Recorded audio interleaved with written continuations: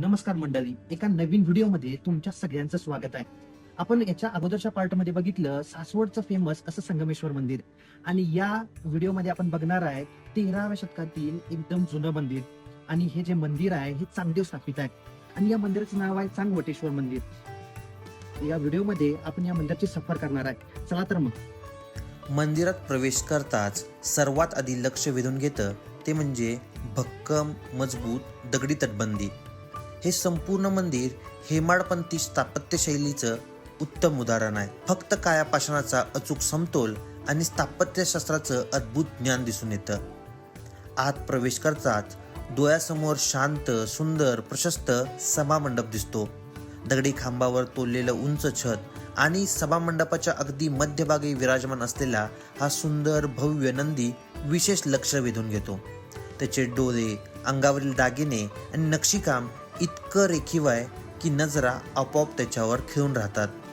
सभामंडपाच्या एका बाजूला प्राचीन पाषाणातील हनुमान मूर्ती दिसते. गाभाऱ्यात प्रवेश करताच वातावरण अधिकच शांत होतं.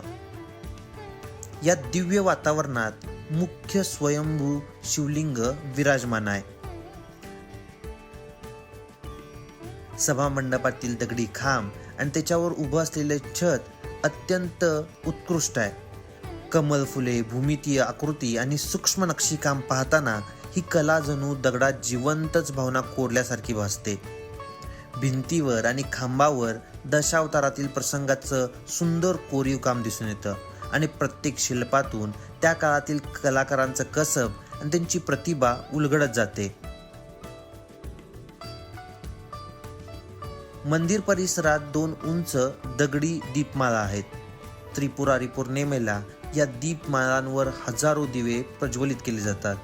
मंदिराच्या बाहेरील भिंती आणि दगडी खांब अत्यंत कौशल्याने कोरलेले आहेत. येथे यादवकालीन स्थापत्यशैली आणि मराठा काळातील वास्तुकलेची छटा या दोन्ही शैली एकत्रित जाणवतात, आणि हीच या मंदिराची अनोखी ओळख आहे.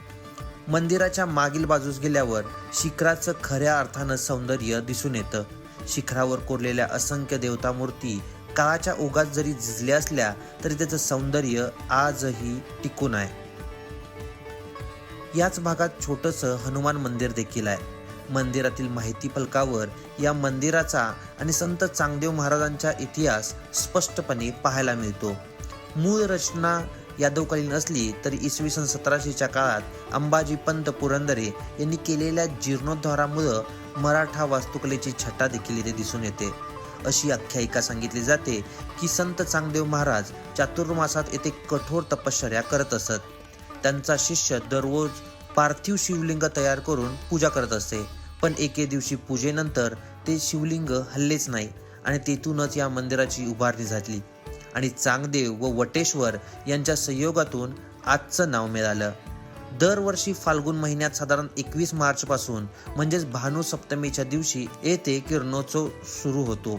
सूर्योदयाच्या वेळेस सूर्यदेवाची उगवती किरण अचूकपणे गणेश मूर्ती व स्वयंभू शिवलिंगावर पडतात. तर मंडळी, व्हिडिओ कसा वाटला हे कॉमेंट मधून जरूर कळवा. अशाच माहितीसाठी या चॅनलला सबस्क्राईब करायला विसरू नका. तर भेटूया नेक्स्ट व्हिडिओमध्ये. धन्यवाद.